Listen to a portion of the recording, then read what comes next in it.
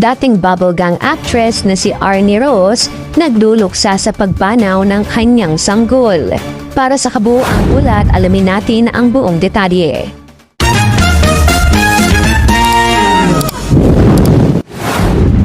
Bumuhos ang pakikiramay para sa dating bubblegang actress at entrepreneur na si Arnie Ross matapos nitong ibahagi sa social media ang masakit na balitang pumanaw ang kanyang dinadalang sanggol.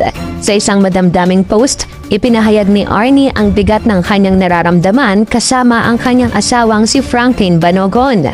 Ayon sa actress, bagamat masakit at mahirap intindihin ang nangyari, pinili nilang kumapit sa kanilang pananampalataya upang makayanan ang matinding pagsubok na ito.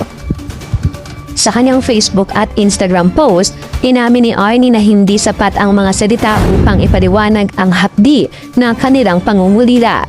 Aniya, "We lost our baby, and it still hurts more than words can explain." Saad ng aktres sa kanyang caption.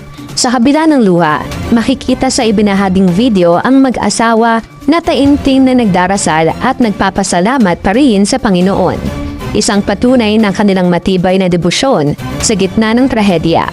Binigyang diin ni Arnie na sa halip na mag-focus sa kung ano ang nawala sa kanila, mas pinili niyang ituon ang kanyang pansin sa salita ng Diyos na nagbibigay sa kanya ng lakas, kapayapaan at pag-asa.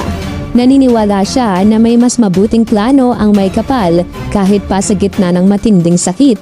Aniya, ang pag-focus sa mga mensahe ng Panginoon ang nagsilbi nilang sandigan upang hindi tuluyang madaig ng kalungkutan.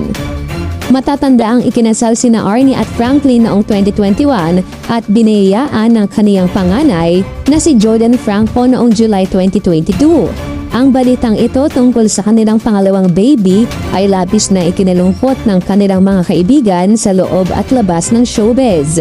Pati na rin ng kanilang mga taga-suporta na patuloy na nagpapaabot ng mga panalangin para sa mabilis na paghilom ng puso ng mag-asawa.